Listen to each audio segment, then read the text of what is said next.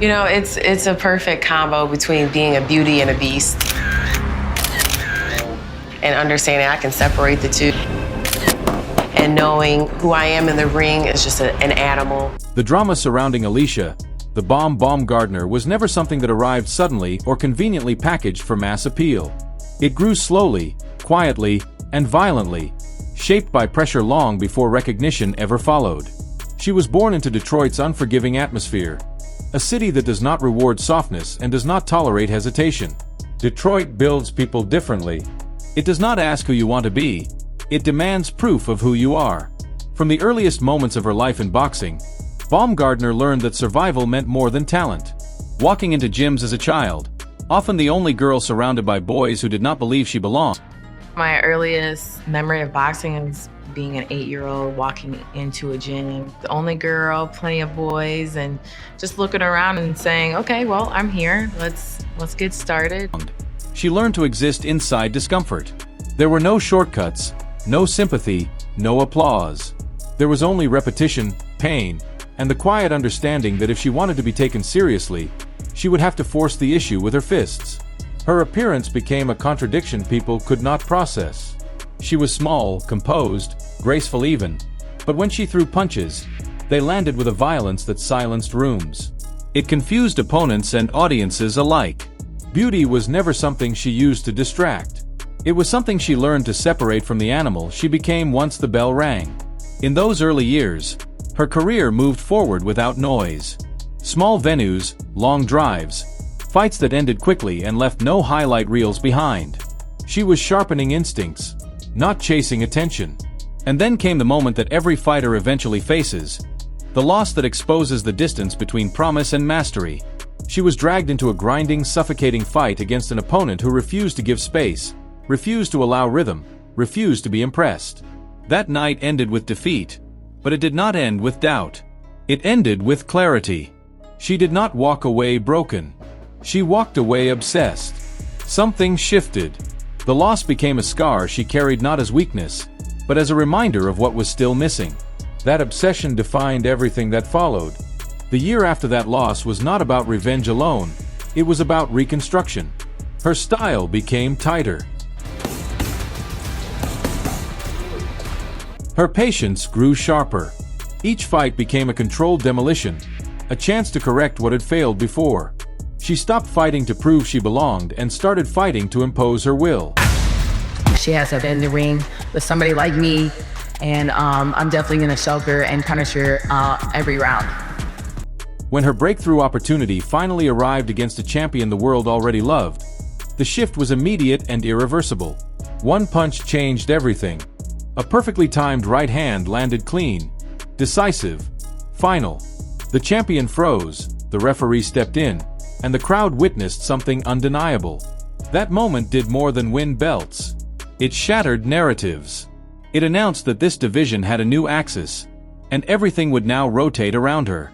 From that night on, Alycia Baumgardner was no longer marketed as potential. She was feared as reality. With that fear came scrutiny. Every move analyzed. Every performance dissected. Promoters expected fireworks. Fans demanded knockouts. Opponents came prepared for chaos. But what they found instead was control. Baumgardner evolved into a fighter who could dominate without desperation. She learned when to explode and when to suffocate.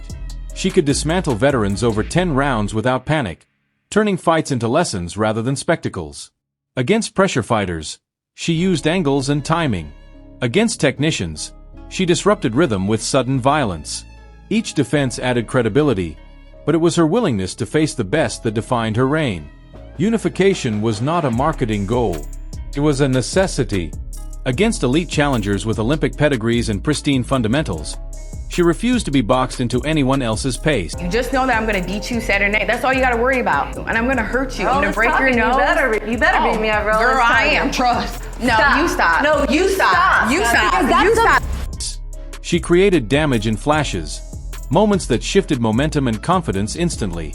Blood drawn from a single counter became symbolic of ownership, not just of the fight, but of the division itself. Then came adversity outside the ropes, the kind that threatens legacies without throwing a single punch. Investigations, accusations, whispers meant to fracture momentum and cast shadows over achievement. For many fighters, that would have been enough to derail everything. But Baumgardner did not collapse under scrutiny. She endured. Cleared and resolute, she returned with the same calm certainty that had always defined her best performances. What followed was not reckless aggression, but reaffirmation. Rematches became redemption stories completed with discipline rather than emotion. Fights interrupted by circumstance only fueled her hunger instead of diminishing it. New challengers arrived promising pressure, durability, and reinvention. But they all found themselves confronting a champion who no longer chased moments. She dictated them. Her footwork became quieter. Her counters became crueler. Her composure became her most dangerous weapon. She moved like someone who understood that championships are not held by strength alone, but by consistency under pressure. Today, Alycia Baumgardner stands as the undisputed standard of the super featherweight division. Not because she is flawless, but because she adapts faster than those trying to solve her. She balances violence with restraint, confidence with hunger, presence with patience. Her journey is not a story of overnight success or manufactured stardom. It is a study in evolution, in how pressure either breaks you or teaches you how to breathe inside chaos. The throne she occupies is not ceremonial. It is tested every time she steps through the ropes. And the most dangerous truth about her reign is this: she is still learning, still refining, still hungry. In a sport where complacency ends eras overnight, she moves like a storm that understands it has not yet reached its peak. If this story pulled you in, if you felt the weight of that pressure and the discipline required to survive it, then you already understand why fighters like Alycia Baumgardner are rare. This isn't just about titles or knockouts. It's about identity forged under doubt and sharpened through resistance. Let me know which moment you believe truly defined her rise, and who you think has the courage to challenge her throne next. If you want more long-form, cinematic breakdowns that go beyond highlights and dig into the soul of the fight, make sure to like the video, subscribe to the channel, and stay locked in, because storms like this don't disappear quietly, and this one is far from finished.